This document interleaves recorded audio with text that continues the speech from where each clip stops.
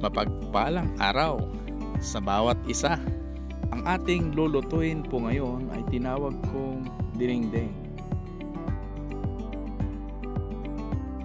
Sasawagan ko po ng inihaw na bangos. Ito po yung mga sangkap lang. Simple lang po. Luya, sibuyas, tomato, upo, peanuts o kalkalunay, bagoong. Ito po yung tinatawag na dinengdeng sa Ilocano.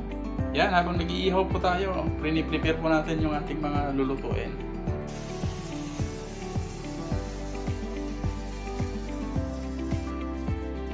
Yan, natapos na ang ating paghihiwa sa ating mga sangkap. Isa na natin magluto. Yan, ito lang po yung sangkap po niya. Siguraduhin lang po natin na mainit yung ating ihawan. At kailangan din po natin i-probing para hindi siya didikit yung ating iihawin ng mga isda sa ganitong uri ng mga pag-ihawan. Sa mga nagtatanong paano mag-probing sa mga kawali para hindi dumikit po yung ating mga niluluto, mga itlog, fried rice, mga inihaw, ituturo ko po sa inyo sa mga magbi-message po sa aking WhatsApp, especially sa mga mag-subscribe. Yan. Maraming salamat po nga pala sa mga nanonood dyan. Nasa 100 plus na po kayo. Sana huwag kalimutang i-subscribe ninyo para lalo po akong sipagin na i-video yung mga inuulam po namin dito. Papakita ko sa inyo bakit po hindi dumidikit yung aking inihaw dahil sa probing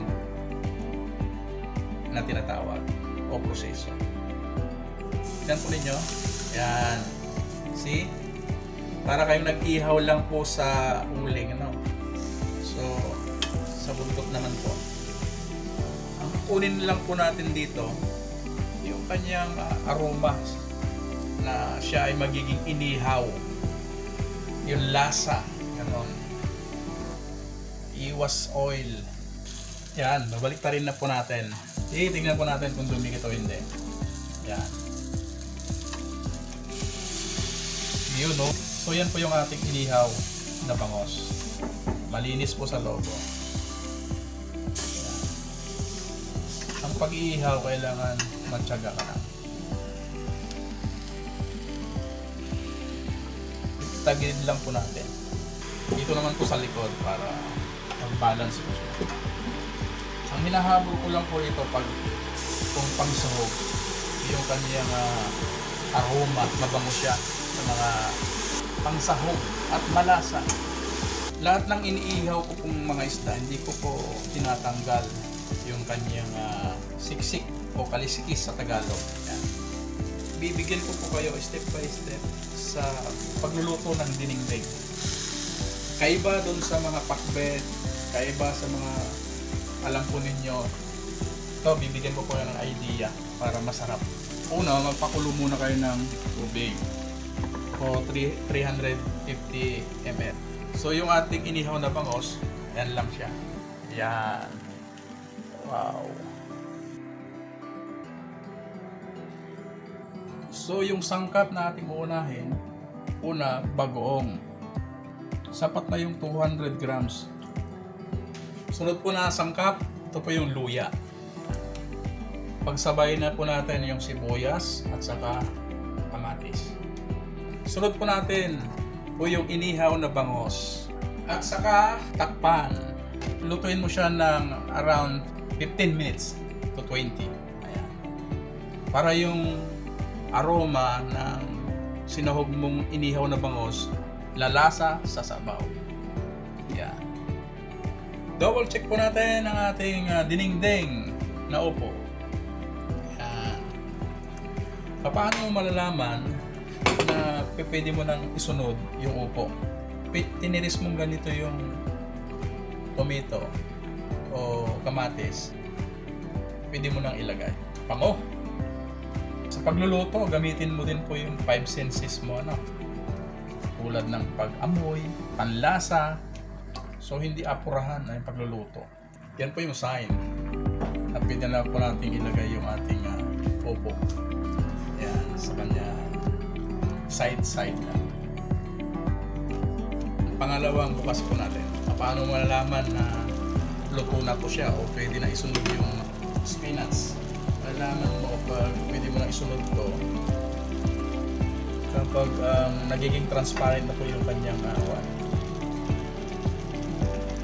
upo.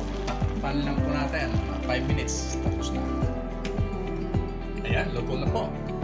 Pangatlong bukas. Ayan, half-cook lang po yung pagluluto sa spinach. Ayan, baliktarin lang po natin. Ito na po yung ating dinengdeng lutong Ilocano ni Manong Chef Dar. Ito na po yung ating dinengdeng Ilocano style. Samahan po natin ng rice. Samahan po natin ng bagoong, sili, and lemon. Ito yung dinengdeng ni Manong Chef Dar. Yan, dinengdeng na upo. Ito yung napakasarap na party na sa Ramos sa tiyan niya.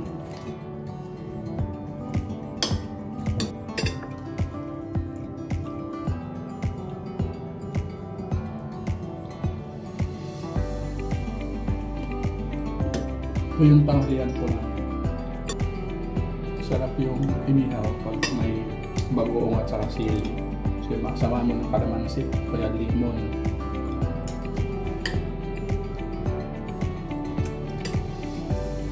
Alam niyo ang sili, antibiotic ito. Kaya maganda sa mga sakit sa puso.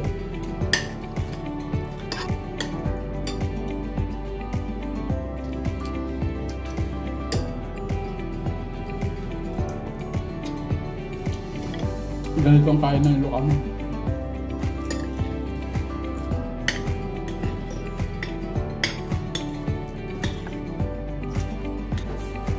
Pag inihaw yung sahog niya, malasa talaga.